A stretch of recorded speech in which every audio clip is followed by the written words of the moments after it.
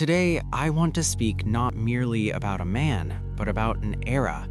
Not just about an investor, but about a way of thinking, a way of behaving, and a way of earning trust that may never again exist in quite the same form. Warren Buffett is retiring. That sentence alone would have been unthinkable for much of the past half-century. For generations of investors, business leaders, and ordinary people trying to make sense of an unpredictable world, Warren Buffett did not feel like a temporary figure. He felt permanent. He was the steady constant in a system defined by volatility. Markets rose and fell, technologies came and went, ideologies shifted, but Buffett remained calm, deliberate, and unmistakably consistent. When the announcement came that he would finally step aside, the reaction was predictable. Headlines recited his record. Commentators replayed the greatest hits, the unmatched long-term returns, the legendary annual letters, the discipline of value investing, the patience to hold when others panicked, and the humility to admit mistakes in public. All of that is true, and all of it deserves admiration. But none of it explains why there will never be another Warren Buffett. The real reason is more subtle, more uncomfortable, and far more revealing about the world we now live in. The reason there will never be another Warren Buffett is not because no one else can invest well or think clearly or maintain discipline over time. It is because the conditions that allowed someone like Buffett to earn and retain deep, durable trust no longer exist. And trust, more than intelligence or capital or strategy, was his true advantage. Warren Buffett's greatest asset was not his analytical mind, though it was formidable. It was not his access to information, even though he had plenty of it. And it was not his patience, though he possessed that in abundance. His greatest asset was credibility, the kind that accumulates slowly, compounds quietly, and becomes almost invisible once fully formed. People trusted him. They trusted him with their money, with their time, and with their expectations. They trusted him even when they disagreed with him. They trusted him even when his decisions underperformed. And perhaps most remarkably, they trusted him even when he openly admitted that he had been wrong. In modern public life, that level of trust is nearly unimaginable. We live in an era that treats error as disqualification rather than as evidence of honesty. We live in a time when confidence is often confused with competence, and consistency is mistaken for rigidity. But Buffett operated under a different social contract. His credibility did not depend on perfection. In fact, it was strengthened by imperfection, by the visible, documented, and unvarnished record of decisions that sometimes failed. He bought companies that did not work out. He missed entire technological revolutions. He held onto investments longer than hindsight would recommend. And he admitted all of it, publicly, without defensiveness, without spin. And rather than losing trust, he gained it. Why? Because people believed that when Buffett spoke, he was not trying to impress them, manipulate them, or distract them. He was trying to tell them the truth as he understood it. That alone made him exceptional. What truly set Buffett apart was not that he was always right, but that he was reliably honest about what he believed and why. He said what he would do, and then he did it. He explained his reasoning in plain language. And when the facts changed, he explained why his thinking changed too. This consistency created something extraordinarily rare: predictability of character. Investors knew what Buffett would not do long before they knew what he would do. They knew he would not chase trends. They knew he would not sacrifice long-term stability for short-term applause. They knew he would not abandon principles to preserve appearances. That predictability made him trustworthy, and that trust allowed him to operate on a timescale almost no one else could afford. He did not need to justify every quarterly fluctuation. He did not need to respond to every market rumor. He did not need to reassure shareholders every time volatility spiked. He had earned the right to think long-term because people believed he would honor his commitments over the long term. That is a kind of freedom most leaders never experience. And this brings us to the central point. The reason there will never be another Warren Buffett is not because the world lacks talent, but because the world no longer rewards the behaviors that made him possible. The financial and cultural environment in which Buffett rose valued consistency over novelty. It rewarded restraint rather than spectacle. It allowed reputations to form slowly through repeated demonstration rather than constant performance. Today's environment operates differently.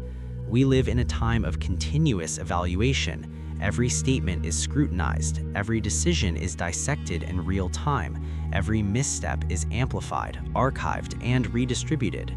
Trust is no longer something built over decades, it is something demanded instantly and revoked without hesitation. In such an environment, long-term credibility becomes almost impossible to sustain.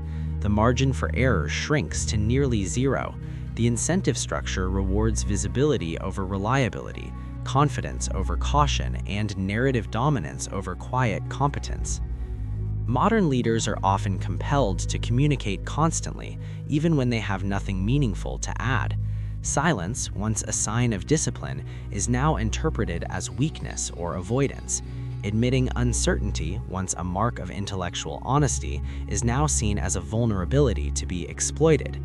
Under these conditions, the behavior that made Buffett exceptional would likely be punished, not rewarded. Consider what it meant for Buffett to hold cash for long periods while markets soared. Today, that would invite endless criticism for missing opportunities. Consider his willingness to sit out entire sectors he did not understand. In an era obsessed with innovation and disruption, such restraint would be framed as backward or irrelevant. Consider his refusal to chase short-term performance metrics. In today's environment, that would be interpreted as complacency. Yet it was precisely these choices that allowed him to deliver extraordinary long-term results. The truth is that Buffett's greatest advantage was not his intellect, but the ecosystem of trust that surrounded him. That ecosystem allowed him to operate on a different time horizon under different expectations with a different set of incentives. And that ecosystem no longer exists in the same form. This is not a moral judgment about the present, it is an observation about structural change.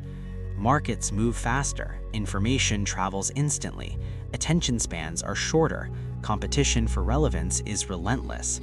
In such an environment, credibility must be constantly reaffirmed rather than quietly accumulated. Reputation is no longer a long-term asset, it is a daily performance. As a result, the kind of deep, patient trust that Buffett enjoyed has become exceedingly rare, not because people are less ethical or less capable, but because the system itself discourages the behaviors that build it. And yet, the irony is this: even as the world moves further away from Buffett's model, his example becomes more instructive. His career reminds us that trust is not built through persuasion, branding, or optimization. It is built through alignment between words and actions, between stated values and lived behavior, between promises made and promises kept. Buffett did not build trust by convincing people he was trustworthy. He built it by being trustworthy over and over again in small, often unremarkable ways for decades. He did not chase admiration, he accepted scrutiny. He did not seek to be admired for his intelligence, but to be relied upon for his consistency. He did not frame his mistakes as clever learning experiences, he called them what they were. And he did not rewrite his principles to fit the moment, he allowed the moment to test his principles instead.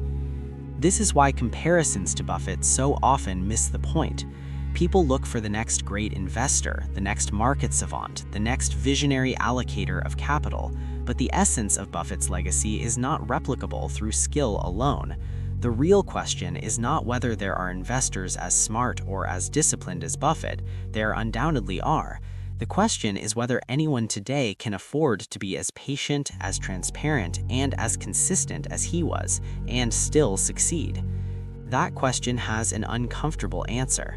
In a system that rewards speed over steadiness, confidence over candor, and performance over principle, the incentives are stacked against the very traits that defined Buffett's success. The modern environment does not encourage leaders to build trust slowly. It encourages them to manufacture it quickly, or at least the appearance of it. And so we are left with a paradox. We celebrate Warren Buffett as a model of integrity, discipline, and long-term thinking, while simultaneously operating in systems that actively discourage those very qualities. We praise his example while replicating none of the conditions that made it possible. That is why there will never be another Warren Buffett. Not because the world lacks capable people, but because it no longer makes space for the kind of career that rewards quiet consistency over constant reinvention. Not because trust is impossible, but because earning it the way Buffett did requires patience that our current incentives rarely allow. Yet there is a final, more hopeful truth in all of this. While the world may not produce another Buffett, it does not mean that the principles he embodied are obsolete. On the contrary, their rarity makes them more valuable, not less. Integrity still compounds. Consistency still differentiates. Honesty still builds credibility, even if it does so more slowly than spectacle builds attention. The path may be narrower now, but it still exists.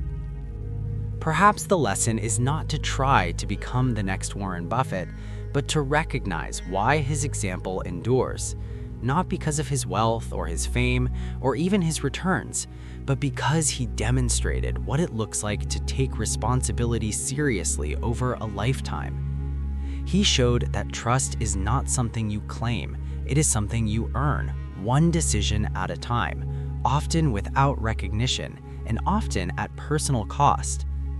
That kind of leadership may no longer be common. It may never again be as influential as it once was, but it remains profoundly necessary. And if there is any enduring lesson in the career of Warren Buffett, it is this. In a world obsessed with speed, visibility, and performance, there is still unmatched power in simply doing what you say you will do, consistently, patiently, and for as long as it takes. That is why there will never be another Warren Buffett, and that is precisely why his example still matters.